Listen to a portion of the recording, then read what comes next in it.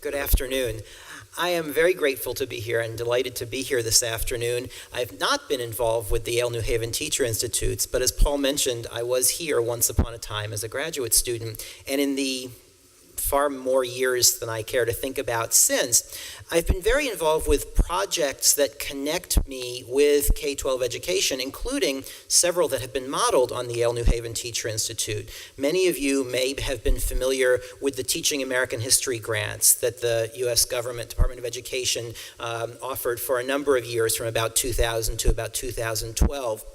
At the time, I was in Nevada, and we had a series of those grants, and the institutes that we designed were very much modeled on this program.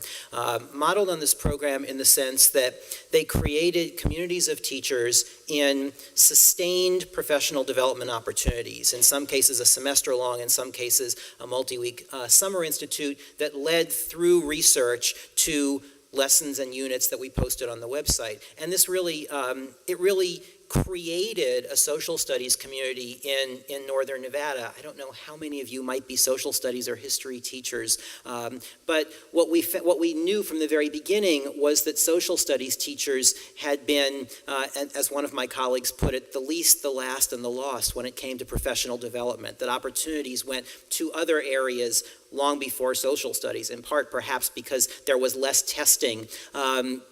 And so there was a sense that, well, if we don't test it, does it really matter all that much?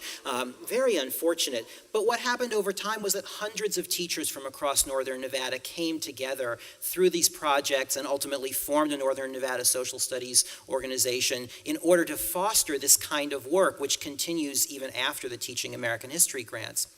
I lead with this because I think that a lot of the work that I've done over the years in that setting, also through the We the People, the Citizen of the Constitution program, and through teacher institutes at Mount Vernon, has been in the realm, and I'm going to pick up Brandon's word here, of context-based close analysis. That is, looking deeply at primary materials, primary sources in many genres and many media, always through a variety of contextual lenses to understand them better. And I think this kind of close analysis, I agree entirely with what everybody has said here. These kinds of techniques ultimately have deeper goals in mind. And I want to describe three of the deeper goals that I think matter a lot when I think about the kind of humanities education that students in all schools and students in high need schools certainly ought to have.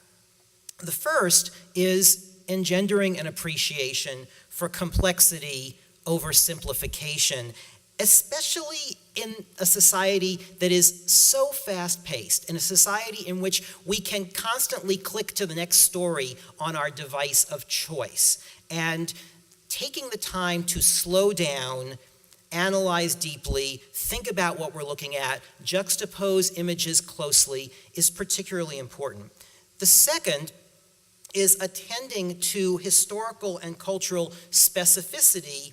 At the same time, we try to consider the larger universal themes that have long been the province of the humanities, themes about truth and the nature of individuals and communities. At the same time, we think very specifically about particular groups or organizations. And the third general goal of the humanities that I think is really important is fostering empathy, an understanding of difference, and I want to draw a distinction, which I'll explain in a minute, between empathy and relatability.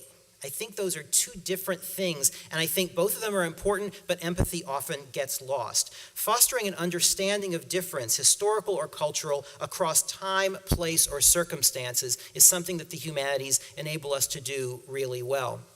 For many years, I've taught Lorraine Hansberry's play A Raisin in the Sun to students of many different backgrounds. And when A Raisin in the Sun came out in 1959, Hansberry, although gratified by the acclaim for her work, was also disappointed by the nature of some of the praise. And the actor O.C. Davis, who played Walter Lee Younger in the play,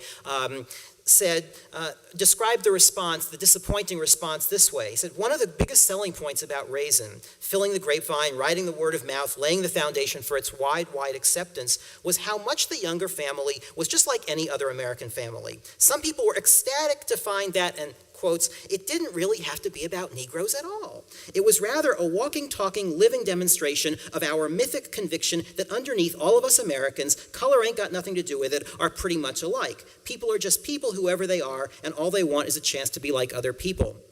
And I think what Davis is talking about, what Hansberry was disappointed about, was a desire on the part of people who see the play or read the play, and I think a desire on a lot of our students to think in terms of relatability. How are these people like me? How can I reshape what I'm reading through my own filters so that I can make it relevant? And I think relevance is important. At the same time, what that reading did, what that way of reading the play did, was wash out all the cultural specificity, all the things that make understanding African American experience in the 1950s and before particular, important, significant to understanding America. So when I teach this play, we think about everything from the history of redlining in urban neighborhoods to African Americans' responses to Africa over time, and all kinds of other things in between. And the students themselves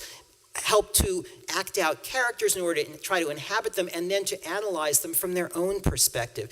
This, I think, is the key to empathy, really understanding the perspectives of others and trying, even though the connection to oneself might be what gets you in the door, the connection to oneself is also what you almost have to leave at the door at some point in order to deepen your own understanding of where someone else is coming from. And I think that, to me, is crucial for thinking about the humanities and what the humanities make it possible for us to do, to think about the experiences of others on their own terms, even as we come to, and maybe in a way, so that we come to understand ourselves even better. Thank you.